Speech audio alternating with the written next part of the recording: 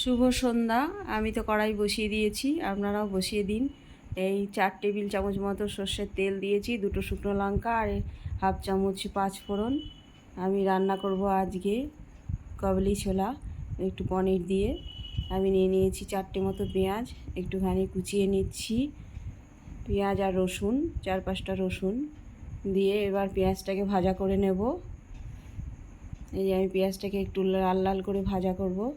তারপরে আরও একটু পেঁয়াজ আমি কুচিয়ে নিচ্ছি, তার সঙ্গে আমি একটু পরোটা বানাবো, আলুর পরোটা। সেজন্য আগে আমি কুচিয়ে রেখে দিলাম এটা। 2টো টমেটো দিয়ে দিলাম, এটাও আমি কষিয়ে নেব। নুন দিলাম স্বাদ মতো, আর বেসিক মশলাগুলো দিয়ে দেব পরপর। এই একটু আদাও দিয়ে দিলাম। একদম সিম্পল রান্না, খুব তাড়াতাড়ি হয়ে যায়। এই আমি কাবলি ছোলাগুলো সেদ্ধ করে রেখেছিলাম, 2 ঘন্টা আগে ভিজিয়ে রেখে পরিষ্কার করে 4টে সিটি দিয়ে সেদ্ধ করে রেখেছিলাম। এবার আমি মশলার সঙ্গে কষিয়ে দিলাম। 3-4টে আলু আমি হাতে ম্যাশ করে দিলাম, সেদ্ধ আলু।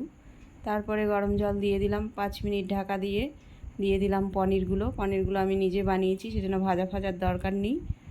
আমি দিয়ে দিলাম। এবার ততক্ষণে আলু আমি 3টে গ্রেট করে নিয়েছি, একটু লেবুর রস দিলাম আর একটু ভাজা মশলা দিলাম।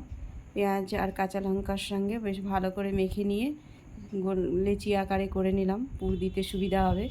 তাওয়া বসিয়ে দিয়েছি, ততক্ষণে আমার পনিরটা হয়ে গেছে, আমি নামিয়ে নিয়েছি। এই যে আমি আলুর পুরটা দিয়ে দিলাম, আটা আর ময়দা সমান সমান করে দিয়ে মেখে নিয়েছি নুন দিয়ে, আর কিছুই দিইনি। এই যে দিয়ে দিচ্ছি তাওয়ার মধ্যে। এপিট ওপিট করে একটু ঘি দিয়ে ভেজে নিলেই রেডি হয়ে গেল আলুর পরোটা। খুবই তাড়াতাড়ি হয়ে যায়, এটা আমি আগেও দেখিয়েছি, সেজন্য খুব তাড়াতাড়ি আমি এটা একটু দেখিয়ে দিলাম। এই রেডি হয়ে গেল।